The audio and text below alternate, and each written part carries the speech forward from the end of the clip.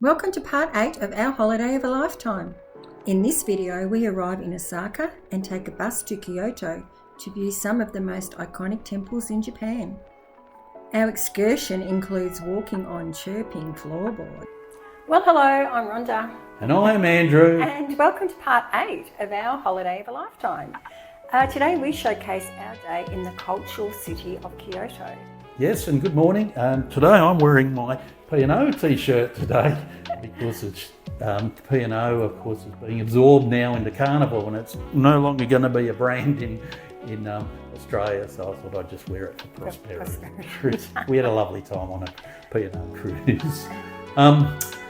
We arrived at the port of Osaka, which is on the main island of Honshu, which is where Tokyo and all them are on as well.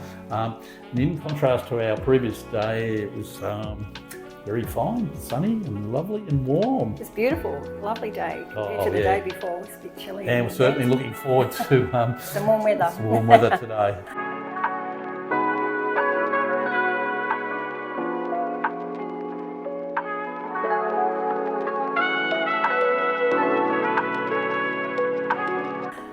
Our ship tour that day was called the Best of Kyoto, Golden Pavilion, Nijo Castle Heian Shrine. Well done.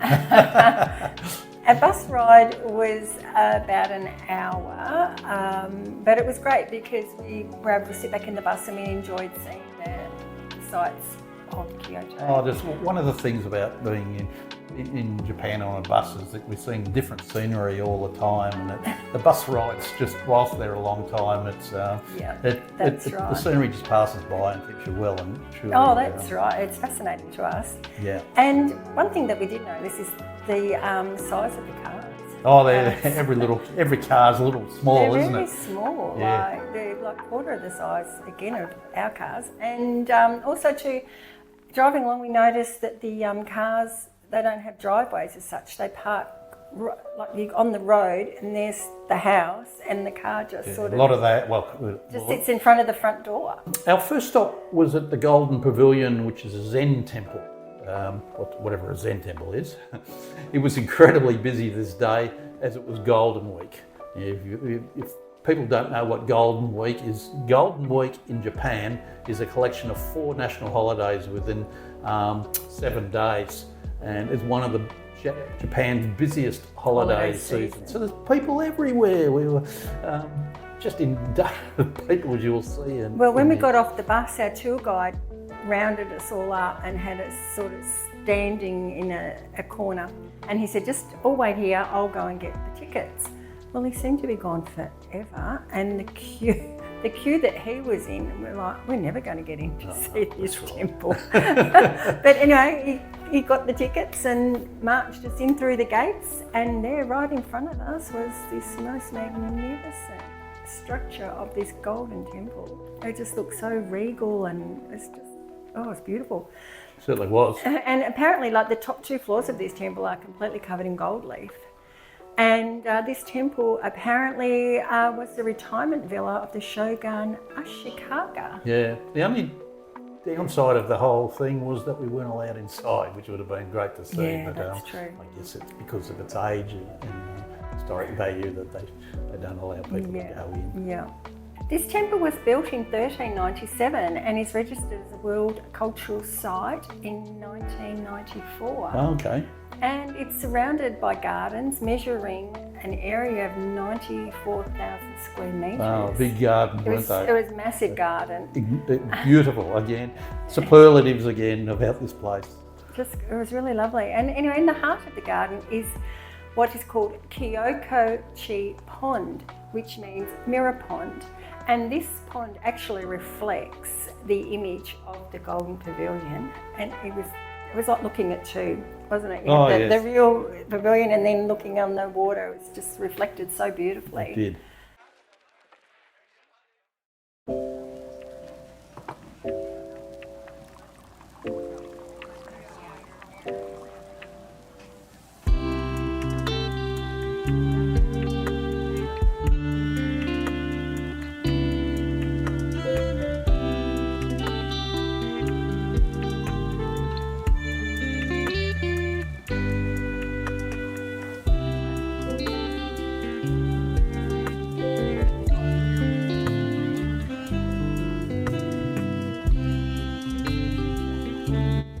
We noticed statues in this garden as well, and once again they were surrounded by coins. Yeah, many coins. Coins. You like the coins, and it was all about good luck and everything like that. And obviously, throwing coins at things really does mean good luck. Yeah, and I'll just say that this was an amazing thing to see, this temple, or pavilion, or whatever you want to call it.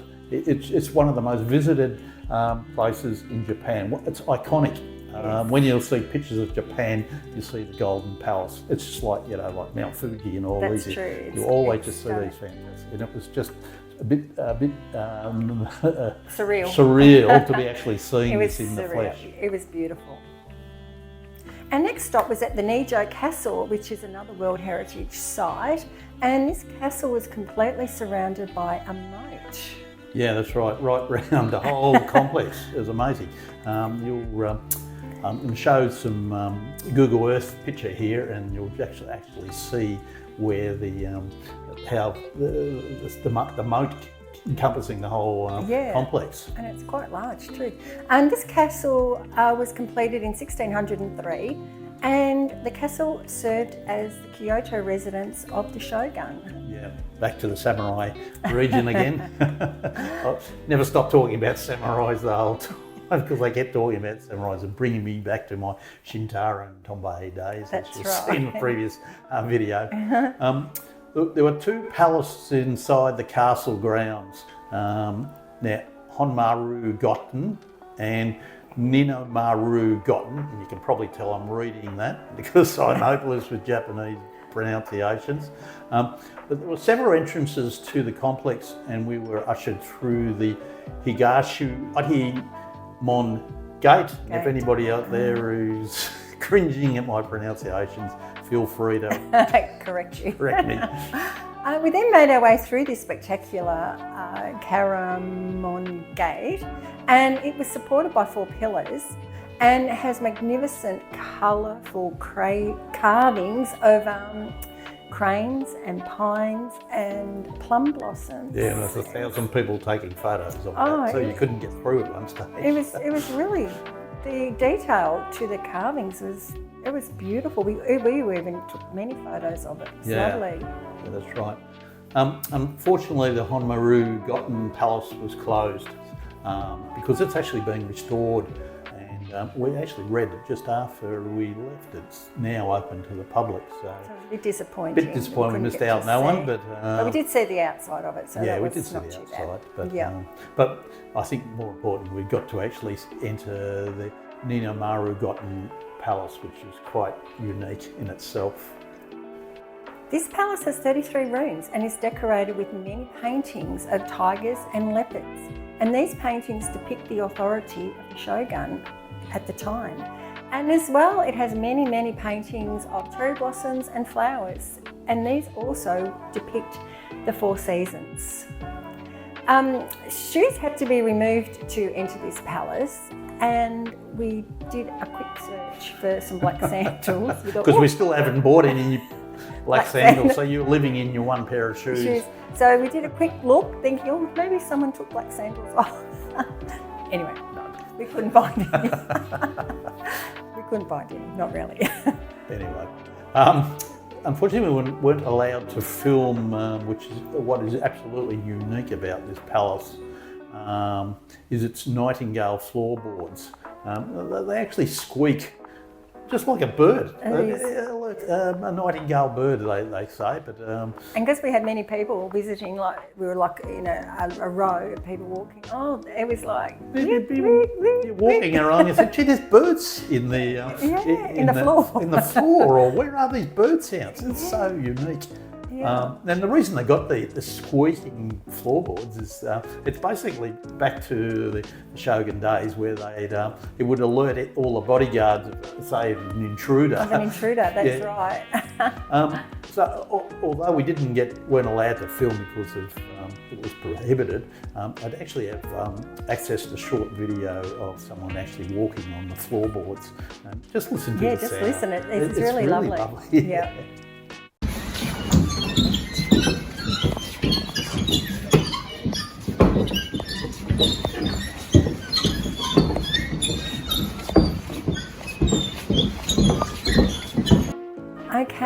after the visit to the palace, it was lunchtime. Yeah, lunchtime for it because they provide lunches on these tours, which is handy. And we went to a restaurant which actually included Western food and Japanese food. And look, it was okay. No, not your cup of tea. It wasn't probably not the best lunch that we've had, but it was okay. It was edible. We were hungry, so we were happy. We were really happy to eat anything. And to of be course, honest. I ate all the once again all the excess food again. Once again.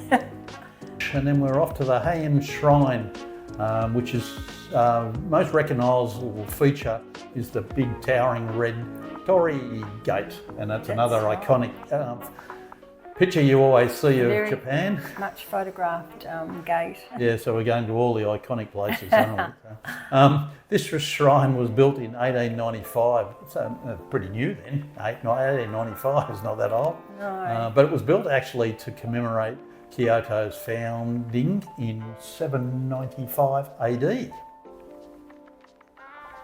A Japanese tradition is to purify one's mind and body before approaching the main shrine and conversing with the gods. Yeah, just right up your alley, isn't it? And to symbolise this, people wash their hands and mouth in a small personal purification ritual before going further into the shrine. Yeah, well, I remember, well, you tried it anyway. We've got a little short video of you. There were lots of people just coming up there and taking it very, very seriously. Yeah, everybody was, oh, not everybody, most people. All the locals were. Yeah, yeah. Anyway, we thoroughly enjoyed exploring the shrine and gardens. It was perfect, just perfect. Yeah, it was lovely.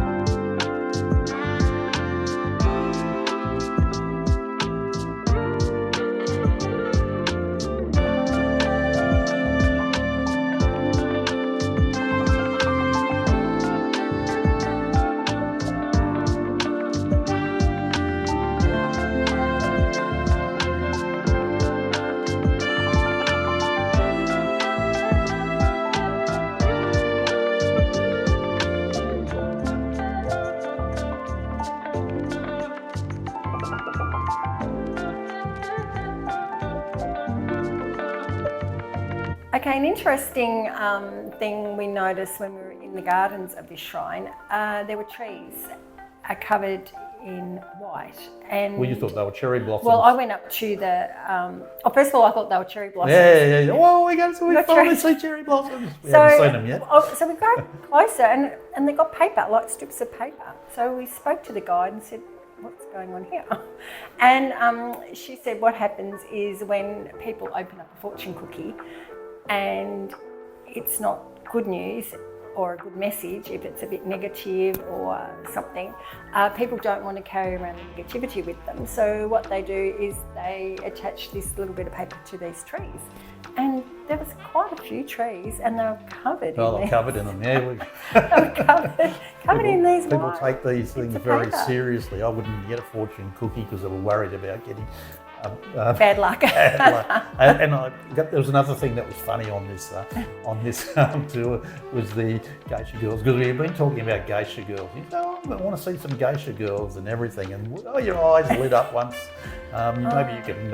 Yes. Well, first of all, I saw two girls, and they all dressed up like geishas, and I asked could I have their photo, and they said yes. So I was so excited. I got to. Oh, you get to see your geisha girls. I've seen a geisha. Anyway, we're walking a bit further into this garden, and there was the most beautiful girl. She's all dressed up like a geisha, nicely positioned by this lake or pond. And I said, "Oh, do you mind? Can I have your photo?" And she goes, "No, of course." So once again, I've taken another photo of a geisha. I was so proud of myself. Well, we get back on the bus to go back to the ship. and the bus driver then informs us that they're not geishas. They're not even Japanese. No, they're Chinese Korean or something. And what they do, there's many shops that sell hire. Sorry, they hire the kimonos and the wigs and they do their makeup and everything. And then they just position themselves at these beautiful places. So they get all these beautiful photos taken. Yeah, and put them all on social media for themselves. I'm like, oh my God, I can't believe I felt that. Anyway, it was quite funny. It was funny. So we never got to see a geisha. No. Never mind. That was the last of our temples we were looking at for the day, and got it back on the bus. Yes, back on the bus. Back on the bus. And to the ship. To the ship. And we decided that night that we wouldn't go to our dining room concerto as we were very tired. And so we thought we'll just go to Horizon Court for dinner. And that way we didn't need to change. No, we just stayed in our same Yeah, clothes we just called into, I think, the Vines Bar and had a pre-dinner drink, and then headed up to the Horizon Court and had a nice buffet dinner. Yeah, it was lovely. Lots of choice there. So Yeah. I love all the sort of Asian food that they put on as well. And so that was really nice. Yeah. Anyway, sail away that night was about 9 p.m.